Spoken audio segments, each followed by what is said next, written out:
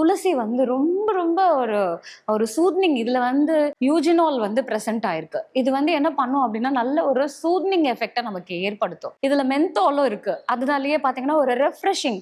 ஒரு சிலருக்கு வந்து பாத்தீங்கன்னாக்கா வாயில இருந்து ஒரு துர்நாற்றம் இருந்துகிட்டே இருக்கும். ஏன் அப்படின்னா நமக்கு வயிறு வந்து கெட்டு போயிருக்கு, கேஸ் ஃபார்மேஷன் ஜாஸ்தி இருக்கு, நம்மளுடைய உடம்புல நீர் சத்து கம்மியா இருக்கு. இதெல்லாம் வந்து நமக்கு அந்த மாதிரி ஒரு விஷயத்தை ஏற்படுத்தும். இதுல இருக்கக்கூடிய அந்த மென்தால் நல்ல ஒரு மவுத் ரெஃப்ரெஷிங்காகவும் இருக்கு.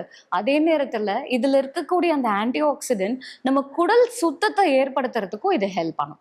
ஸோ இது கொலஸ்ட்ராலையும் வந்து நமக்கு கண்ட்ரோல் பண்ணி கொண்டு வரதுக்கு இந்த துளசி வந்து ரொம்பவே எஃபெக்டிவா இருக்கும். இதை எப்படி எடுத்துக்கலாம்? இந்த துளசியை வந்து நைட்டு படுக்கும் போதே ஒரு கைப்பிடி துளசி இலைய தண்ணியில ஊற வச்சுட்டு காலையில அந்த தண்ணியையும் அந்த துளசியையும் மென்னு சாப்பிடலாம். இல்ல எனக்கு மறந்துட்டேன் அப்படின்னு நீங்க ஃபீல் பண்ணீங்கன்னா அப்பவே இன்ஸ்டன்டா அதை தண்ணியில கொதிக்க வச்சு அந்த தண்ணியில ஜஸ்ட் ஒரே ஒரு சிட்டிகை சீரகமும் ஒரு சிட்டிகை மஞ்சள் மட்டும் போட்டு நீங்க அதை காலையில குடிக்கும் போது இது நம்ம பாடியையும் டீடாக்ஸ் பண்ணுது, கொலஸ்ட்ராலையும் கண்ட்ரோல் பண்ணுது. இது வந்து பாத்தீங்க அப்படின்னாக்கா நமக்கு ஹார்ட் டிசீஸ் வராம தடுக்கிறதுக்கும் இது ஹெல்ப் பண்ணும். ஆக்சுவலா வந்து இட்ஸ் ஆன்டி ஏஜிங் எஃபெக்ட்னே சொல்லுவாங்க.